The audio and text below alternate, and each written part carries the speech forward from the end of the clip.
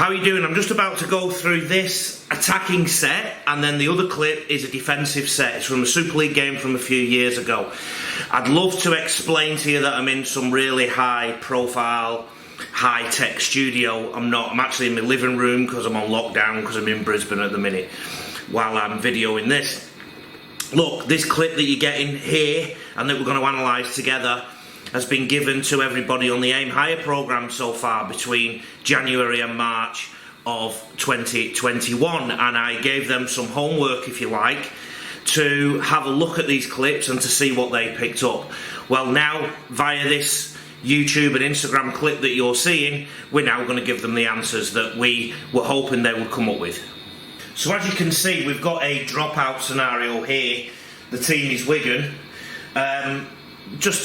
Because I know everybody will be looking at this, that's Big Dave Taylor there, alright? And this is the Catalans from 2016 from memory. It looks like, straight away, that David Taylor has targeted a certain defender in there. That's what I always think when you are looking at an attacking set. Are they targeting a defender? Because that's a very common tactic at all levels of the game.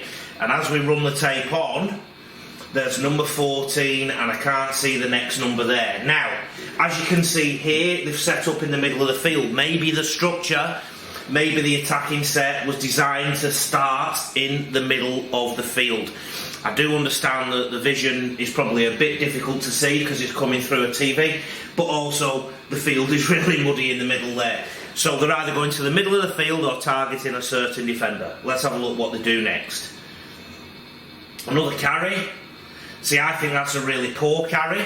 I would have liked them to do something else. I'll roll it back to the previous Dave Taylor carry.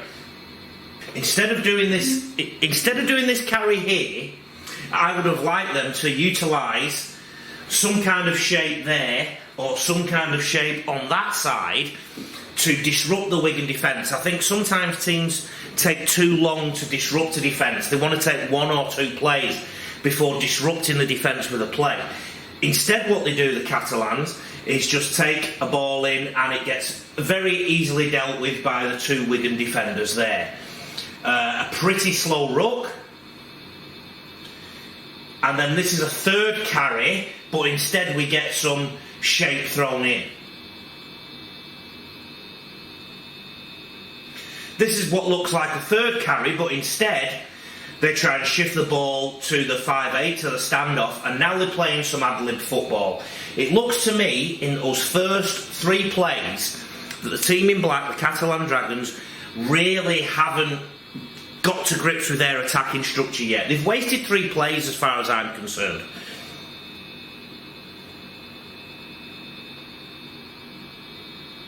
On the fourth play, they do what they possibly were trying to do on the third play. I'll just rewind it and show you again. Now, look at this player here. I can't clearly make out his number.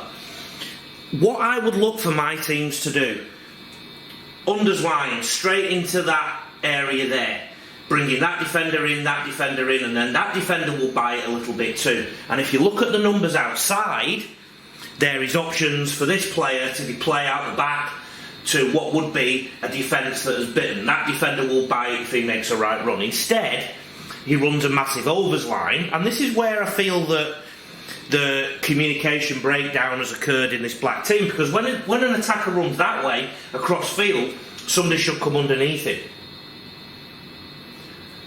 One did, but he didn't utilise that. Now, if that happens, you tend to expect that attacking player to then run unders to put somebody through that hole. Instead, goes across with open hips. Let's just see that again.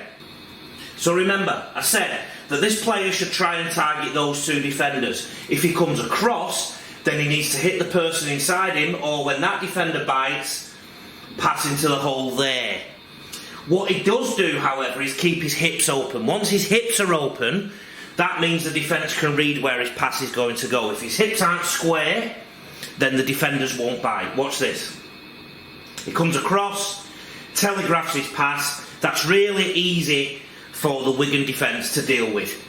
If he'd have kept his hips square, engaged the defenders and put Dave Taylor through a hole, you could be looking at a try here. That's real poor core skill from that player. This play now, it looks like they don't know exactly what to do, so they just do a +1 back to the middle of the field. I feel in this set the Catalans have wasted 5 plays already.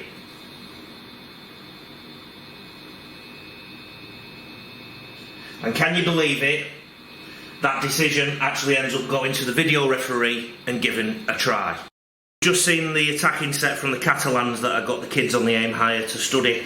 What I'm trying to teach those kids on aim higher is that just because you see it on TV in the NRL and Super League doesn't mean it's right, doesn't mean it's the best way of doing things. And I think from that clip there you can see that at least 5 of the plays the team didn't look like they knew what they were doing. Now I would expect full-time professional players to know exactly what they're doing most of the time, and particularly when they've got a good ball set in the opposition half. Particularly poor were the lines of run, particularly poor was the structure of the set. The coach of the team at the time, I believe, is now the French coach, so and it was a few years ago, so we give benefit of the doubt, and hopefully those kind of things get fixed. And you know, teams aren't perfect all the time, I understand that, but remember, these are full-time professionals and we expect better from them.